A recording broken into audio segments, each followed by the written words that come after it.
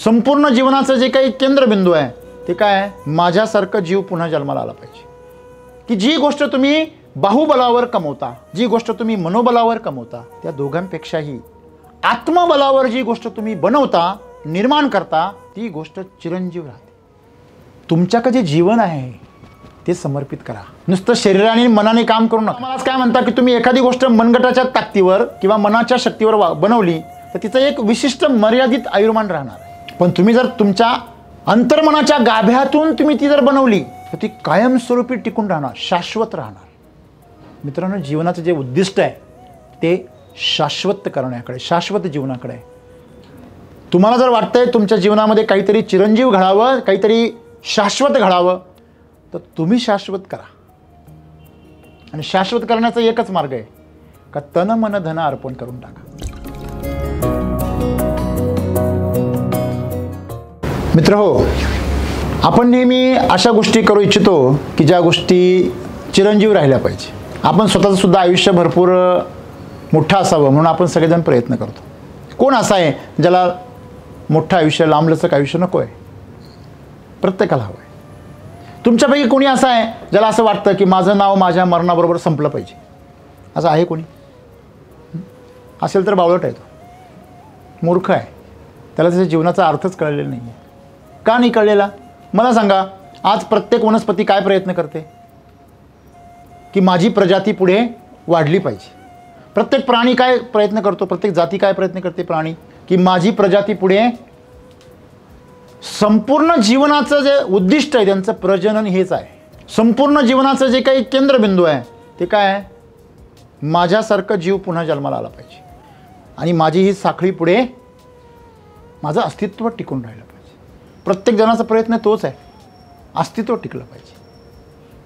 आणि अस्तित्व टिकवण्यासाठी ते किती कालावधीपर्यंत दीर्घकाळ टिकून राहतं हे फार महत्त्वाचं आहे. बघा, तुम्ही कुठली वस्तू बाजारामध्ये घ्यायला गेलात किंवा घर बांधायला गेलात, कुठलीही गोष्ट तुम्ही जीवनामध्ये खरेदी करता, विकत घेता किंवा बनवता, घडवता, त्यावेळेस तुमची अपेक्षा काय असते? ही उद्या लगेच मोडून गेली पाहिजे. बरोबर ना? मग एक राजा होता आणि त्याने उन्हाळा एवढा प्रचंड वाढला की त्याने एक आवाहन केलं सगळ्या समाजाला की जो कोणी अतिशय स्वस्त दरामध्ये, कारण दुष्काळ पडलेला होता, पैसा नव्हता जनतेकडे, तिजोरी पण खाली होत आलेली होती, आता काय करायचं, या उन्हाळ्यातून वाचवायचं कसं? मग राजाने एक सर्वांना आवाहन केलं, जो कोणी अतिशय कमी खर्चामध्ये पंखा बनवून देईल त्याला मोठं बक्षीस देण्यात येईल. मग अनेकांनी पंखे बनवले स्वस्त दरामध्ये आणि जनतेमध्ये वाटले. स्पर्धा लागलेली होती. अतिशय कमी किमतीमध्ये एक जणांनी 10 पैशामध्ये पंखा बनवला. त्या काळाची गोष्ट आहे, बरोबर आहे. तर 10 पैशामध्ये पंखा म्हटल्यावर आपल्याकडे तुम्हाला माहिती आहे हुल्लड पडली, त्याचे पंखे संपून गेले. जेवढ्या वेगाने पंखे संपले तेवढ्या वेगाने तक्रारी यायला लागल्या. म्हणे याने फसवलं सगळ्या लोकांना. त्याला पकडून आणण्यात आलं. सैनिकांनी पकडलं आणि राजासमोर उभं केलं. नाही काय रे, तू लोकांना का फसवलं? तो म्हणे महाराज, मी फसवलंच नाही, मी तुमच्या आदेशाचं पालन केलं. तो म्हणे काय पालन केलंस तू? म्हणे मी 10 पैशामध्ये अतिशय कमी किमतीमध्ये पंखा बनवला. मी कुठे आहे पंखा? त्याने पंखा समोर धरला आणि तो पंखा राजाने हातात घेतला आणि असा हलवला, लगेच मोडून गेला. राजा म्हणे काय मूर्खपणा आहे, तू सर्वांना मूर्ख बनवतोस? म्हणे महाराज माफी करा, तुम्ही मला जीवाचा अभय देणार असाल तर मी पुढे बोलतो. तुम्ही रागावलेले आहात, अशा वेळी तुम्ही मला शिक्षा कराल, पण माझी बाजू ऐकून घ्यावी ही विनंती आहे. राजा थोडा शांत झाला आणि म्हटला, हां ठीक आहे, चला तुला दिला अभय, बोल. म्हणे महाराज, तुमचा आदेश होता स्वस्त दरामध्ये पंखा बनवा, मी पंखा बनवलेला आहे. मला सांगा हा कोणत्या अँगलनी पंखा दिसत नाही? हाच पंखा आहे की नाही सांगा? म्हणे आहे, त्याला दांडी आहे, वरती एक पातं पण आहे, सगळं ठीक आहे. अरे पण म्हणे तो वापरायला गेलो मोडतो ना. नाही महाराज माफ करा, म्हणे वापरण्याची वेगळी पद्धत आहे. म्हणे कशी आहे? म्हणे पंखा समोर धरायचा आणि डोकं हलवायचं. मित्रांनो, अशा प्रकारची टिकाऊ जीवन तुम्हाला चालेल का? हां, अशा प्रकारचं स्वस्त जीवन तुम्हाला जगायचं आहे का? नाही. जीवनामध्ये प्रत्येक गोष्टामध्ये शाश्वत पाहिजे, टिकणारी पाहिजे, चिरंजीव पाहिजे. मग सद्गुरू आम्हाला आज त्याविषयी फार सुंदर अशी गोष्ट सांगता की जी गोष्ट तुम्ही बाहुबलावर कमवता, जी गोष्ट तुम्ही मनोबलावर कमवता, त्या दोघांपेक्षाही आत्मबलावर जी गोष्ट तुम्ही बनवता, निर्माण करता, ती गोष्ट चिरंजीव राहते. डोकं लावून बनवलेली गोष्ट ही हातापायाची नुसते मेहनतीने बनवलेल्या गोष्टीपेक्षा जास्त टिकाऊ असते. तुम्ही घर बांधलं, मेहनत करून, एखाद्या शेतकऱ्याने घर बांधलं, लाकडं उभे करून, दगडं उभे करून, वादळामुळे ते उडून जातं. पण ते जर इंजिनिअरिंग प्लॅन करून जर बांधलं तर ते मजबूत उभं राहतं, कारण तिला बुद्धी वापरलेली आहे. बाहुबल आणि मनोबल. परत आत्मबलाने जेव्हा मंदिरं बांधली जातात ना, ती शेकडो वर्ष, हजारो वर्ष टिकून राहतात. जीवनामध्ये ज्या ज्या गोष्टी बाहुबलाने आणि मनोबलाने करता, म्हणजे शारीरिक मेहनतीने आणि बौद्धिक क्षमतेने करता, त्या गोष्टींना एक मर्यादा आहे. पण ज्या गोष्टी आत्मबलाच्या शक्तीने बनवल्या जातात त्या गोष्टी मात्र दीर्घकाळ टिकतात. बघा, आमच्या पूर्वजांनी जी काही मंदिरं बांधली, जी जुनी वास्तू बांधल्या, जे किल्ले बांधले, त्या किल्ल्यांमध्ये त्यांची आत्मा बसत होती. आत्मिक ऊर्जेने, आत्मइच्छेने त्यांनी, आत्मप्रेरणेने त्यांनी ते बांधलं होतं, ते तयार केलं होतं. आणि आज आम्ही फक्त ज्या घरामध्ये राहतो त्या बिल्डिंग हे बिल्डरने बांधलेलं आहे, त्याच्या पैशांसाठी बांधलेलं आहे. त्याच्यामध्ये त्याचाही आत्मा नाही ना, आमचा पण आत्मा नाही. आम्ही पण असा विचार करतो की आत्ता जर ह्याचा एवढा बाजार आहे तर मी ज्यावेळेस सोडून जाईल तेव्हा किती बाजार मिळेल. आज कोणाच्याही घरामध्ये कोणाचा आत्मा अडकत नाही, म्हणजे आत्मशक्ती तिथे नाही आहे. आणि म्हणून प्रत्येक गोष्टीचा बाजार झाला आणि तिची क्षमता, तिची टिकवण क्षमता संपली. आज प्रत्येक कुठली बिल्डिंग असू द्या, तिचं आयुष्य किती आहे? 50 वर्ष. जुने बांधलेले घरं 500 वर्ष झाले. त्याच्यामध्ये पिढ्यानपिढ्याच्या लोकांचं जीवन समर्पित आहे. आम्ही लहान होतो तेव्हा आम्ही असं ऐकायचो की जर एखादं धरण बांधायला जर घेतलं किंवा एखादी मोठं काहीतरी बांधकाम जर हातात घेतलं तर त्याच्यामध्ये नरबळी द्यायची. हे खरं आहे की खोटं आहे हे मला माहिती नाही, परंतु आम्ही प्राण्यांच्या बळी देताना पाहिलेले. आजच्या काळामध्ये आम्ही नारळाचा बळी देतो. नारळ हे बळीचं काय आहे? प्रतीक आहे. एक जीवन अर्पित करतो आम्ही. त्याला काय अर्पण करतो? जीवन. कुठलाही प्रवास करताना जेव्हा नवरदेवाची गाडी निघते, निर्विघ्नम कुर्मे देव, जेव्हा आम्ही असं म्हणतो की एखादं कार्य निर्विघ्न पार पडू दे, तेव्हा आम्ही त्या बैलगाडीच्या किंवा त्या कारच्या टायरखाली अंडी घालतो, टाकतो ना. त्या अंड्यामध्ये जीव असला पाहिजे.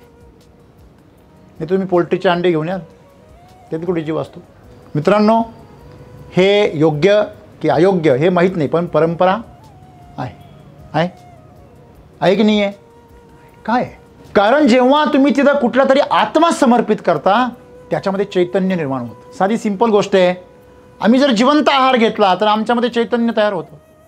जिवंत म्हणजे मोड आलेलं धान्य, फळं, ताज्या भाज्या, सलाड करून जर खाल्ल्या तर आम्हाला नेहमी सांगितलं जातं की सलाड करून खा, ताजं खा.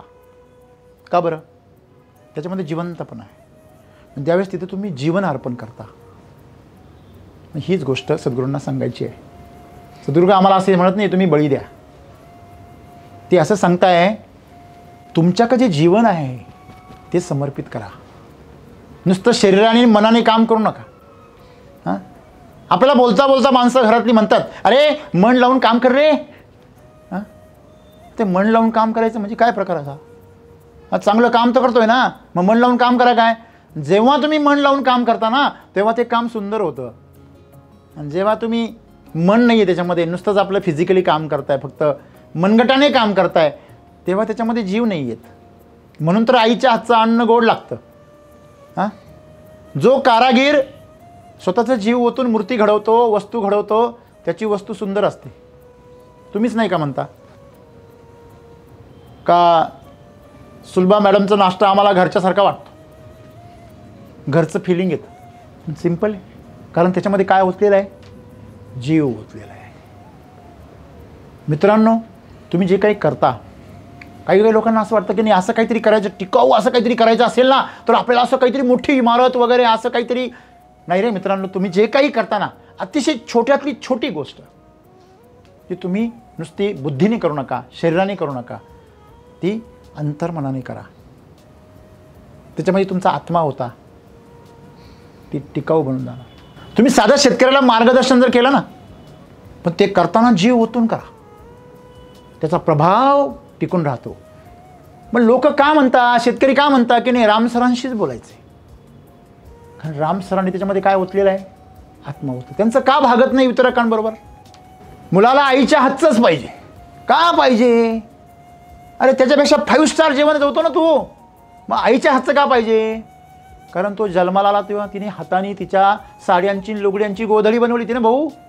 जसा एखादा कोळी आपल्या तोंडातून रस बाहेर काढतो त्याच्यापासून धागे विणतो. मी लहान होतो तेव्हा मला असं वाटायचं का हे जे मासेमार कोळी आहे ते पण असंच करतात, तोंडातून धागा काढतात आणि जाळे बनवतात. तर लहानपण असते, कल्पना आपली आपली.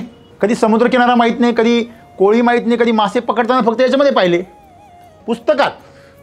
ते एक छोटंसं चित्र, त्याच्या पलीकडे काहीच नाही.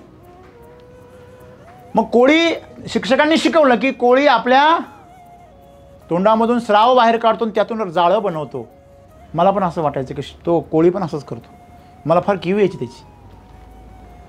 बालबोध विचार मित्रांनो. पण त्या बालबोधामध्ये एक फार मोठं रहस्य लपलेलं आहे. जेव्हा तो कोळी किडा आपल्या तोंडातून धागा बाहेर तयार करतो, तुम्हाला माहिती आहे हा जगामध्ये तेवढ्या मायक्रॉनचा कुठलाही धागा नाही असा की तेवढा मजबूत आहे. अजून बनवता नाही आला, सिंथेटिक असा धागा बनवता नाही आला शास्त्रज्ञांना. कृत्रिमरित्या धागा बनवण्यासाठी त्यांना अशा प्रकारच्या किड्यांचीच मदत घ्यावी लागली.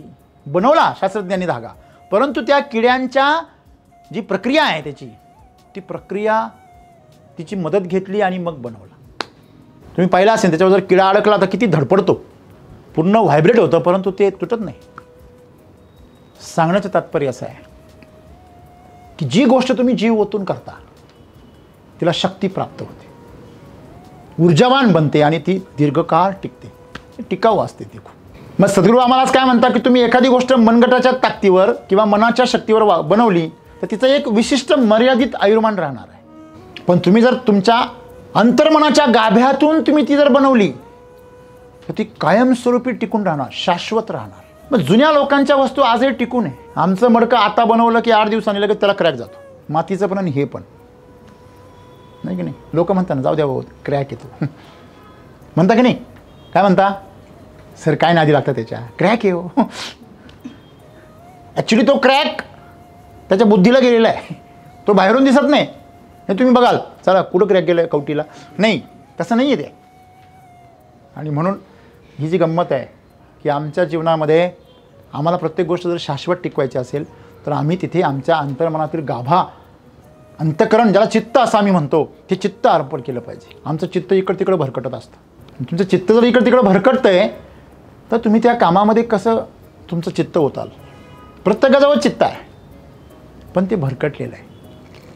मला सांगा, प्रत्येकाला बोट आहे पण जेव्हा मूठ बनेल ना तेव्हाच मुक्का आहे. असे वेगवेगळे बोटं लावा बरं तुम्ही कुठे, असं असं मारा कोणाला, तुमचे बोटं मोडून जातील. असं केलं तुमचं चित्त एकाग्र पाहिजे. तुम्ही जे करतात त्याच्यामध्ये ओतलं पाहिजे. आणि तुम्ही ओतत नाही याचा अर्थ तुम्ही एक बकवास जीवन जगता.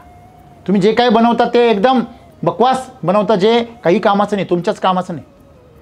मला सांगा, आज शेतकरी ज्या पद्धतीने शेती करतायत, त्यांचं धान्य असेल, भाजीपाला असेल, फळं असेल, हे त्यांच्या शेतामध्येच सडायला सुरुवात होतं. मार्केटला कधी पोहोचणार?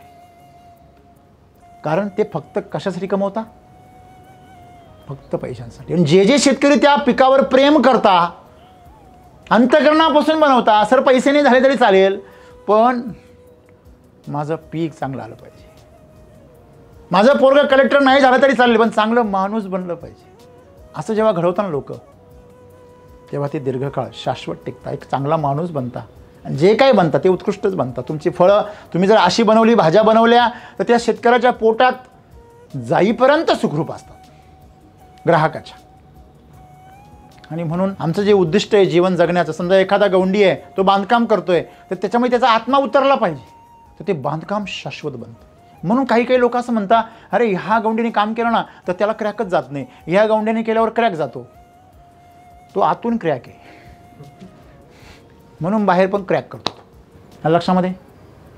तर आपल्याला एक लक्षात ठेवलं पाहिजे सर्वांनी, आज सगळ्यांना डील क्रॅक करायची आहे, प्रत्येकानं काही ना काही डील क्रॅक करायची आहे. परंतु तुम्ही क्रॅक केल्याने स्वतःही जीवनामध्ये एक दिवस ब्रोक होऊन जाल, क्रॅक होऊन जाल. मित्रांनो, जीवनाचं जे उद्दिष्ट आहे ते शाश्वत करण्याकडे, शाश्वत जीवनाकडे आहे. तुम्ही जे काही दुसऱ्याला देता ते असं द्या, त्यांनी त्याचं जीवन अधिक समृद्ध होईल, आरोग्यदायी होईल, आनंददायी होईल. तुम्हाला जे नको आहे ते दुसऱ्याला देऊ नका. आज जनरली माणसं काय करता, जी गोष्ट आपल्या कामाची नाही ती पहिली दुसऱ्याला देतात आणि वाया जायला नको. होतं का नाही असं? दुसऱ्याला द्यायचं असलं तर बिनकामाची, आणि आपल्याला हवं असेल तर कामाची पाहिजे. असं नाही होऊ शकत. आता जनता अशी झाली आहे, प्रत्येकजण म्हणतो दुसऱ्याला द्यायची ना बिनकामाचीच द्या. मग सगळ्यांका बिनकामाच्याच जमा झाल्या आता. लक्षामध्ये. आणि जेव्हा तुमच्याकडे सगळ्याच गोष्टी बिनकामाच्या राहतात तेव्हा तुम्ही सुद्धा बिनकामाचे होऊन जाता. कळत न कळत आम्ही आमचं जीवन बिनकामाचं करून टाकलेलं आहे. आम्हालाही कळत नाही कशाला आहे जीवन, काय करायचं हे जीवनाचं. म्हणजे ज्यांनी पैसे कमवले त्याला पण असंच वाटतंय, पैसे आहे त्याच्याकडं पण त्याला मूल्य नाही. ज्याने प्रॉपर्टी कमवली त्याच्याकडे प्रॉपर्टी आहे पण त्याला मूल्य नाही. तुम्हाला पाठीमागे मी एक उदाहरण सांगितलं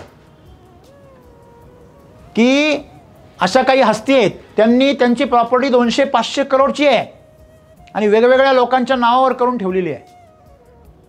जेव्हा मेले कोणालाच माहिती नाही यांची प्रॉपर्टी कोणच्या नावावर आहे. अशी कहाणी आहे लोकांची. आणि कमवताना मात्र कितीतरी जणांचे गळे कापले असतील, शोषण केलं असेल, विश्वासघात केला असेल, अन्याय केला असेल, बेघर केला असेल.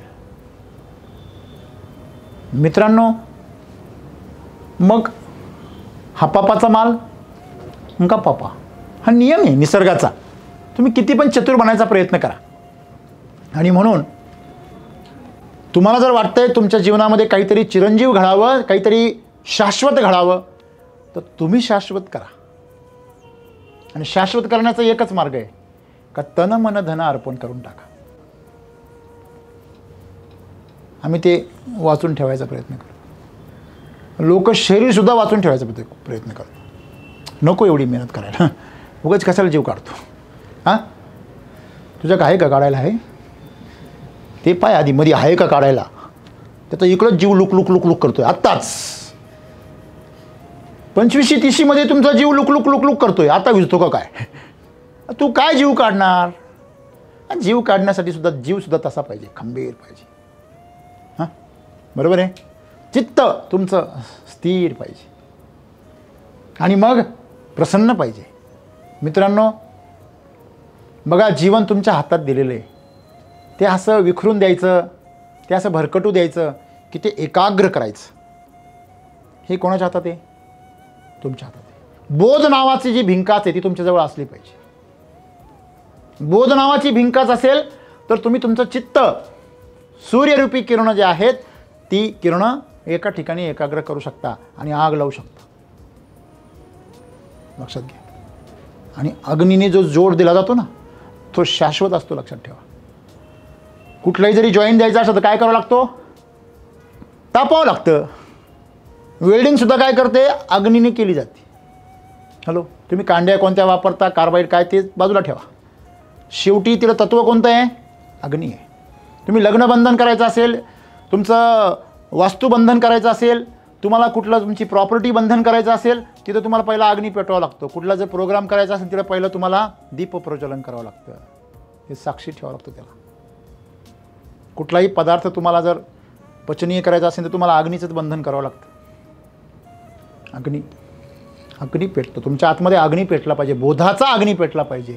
आणि बोध ज्यावेळेस जागृत होतो ना तेव्हा प्रत्येक वेळेस माणसाच्या हे लक्षात राहतं की मी ह्या क्षणामध्ये पूर्णपणे काय पाहिजे? उतरलो पाहिजे तन मन धनाने. जे काही करत असेल मी, जे काही श्वास घेतोय ना पूर्ण तन मन धनाने घ्या. अन्न खाताय, भोजन करता, पूर्ण तन मन धनाने करा. अंतःकरणाच्या भावनेने करा. तुमचं भोजन तुम्हाला शाश्वत ताकद देईल. मी खातो अशा पद्धतीने की आत्ता खाल्लं का थोड्या वेळाने लयच कमजोरी येते. म्हणजे एका मुलाला शिक्षक म्हटले, तो कधीच अभ्यासामध्ये कायम मागं, कायम नापास, कायम. त्याला म्हणते, काय रे परमेश्वर अक्कल वाटत तेव्हा तू कुठे गेला होता? हां, तो म्हणतो, सर तुमच्या क्लासला होतो. अशी परिस्थिती. गुरु पण तशी आणि विद्यार्थी पण तसं. उत्तर द्यायला पटायचं आहे, पण जीवन सुंदर जगायला पटायत नाही आहे. जीवनामध्ये फेल आहे, पण पोपटपंचीमध्ये 1 नंबर आहे. आणि आजचा समाजसुद्धा तसाच जायला आहे. पोपटपंची करणाऱ्याला डोक्यावर घेतो, राईट. राजहंसाला पायाखाली तुडवतो आणि कबुतराला डोक्यावर घेतो, राईट. तर आजपासून आम्ही एक संकल्प केला पाहिजे की आम्ही जीवनामध्ये जे काही करू ते अंतर्मनाच्या गाभ्यापासून करू. बाहेर एक, मधी एक, शरीराची वेगळी इच्छा आहे, मन काहीतरी म्हणतं आहे आणि आतमधली भावना तर काहीतरी वेगळीच आहे. अशी माणसं जीवनामध्ये कायम क्रॅक राहतात आणि त्यांच्या आजूबाजूला जे येतील त्यांना पण क्रॅक करतात. मला लक्षामध्ये. मग तुम्हाला विचलित करणारी माणसं, तुम्हाला तुमच्या जीवनामध्ये अस्थिर करणारी, नैराश्याकडे ढकलणारी, नकारात्मक करणारी माणसं जी आहे ती अशीच आहे. नकारात्मक माणसं कोण असतात? जी कायम निगेटिव्ह असतात, कायम त्यांना फक्त फॉल्टच दिसतो. त्याला फॉल्ट फाइंडर असं म्हणतात. त्यांना चांगलं दिसतच नाही. मग ज्यांना चांगलं दिसतच नाही त्यांना चंद्र जरी म्हटलं तरी त्यांना अमावस्येचा आठवतो.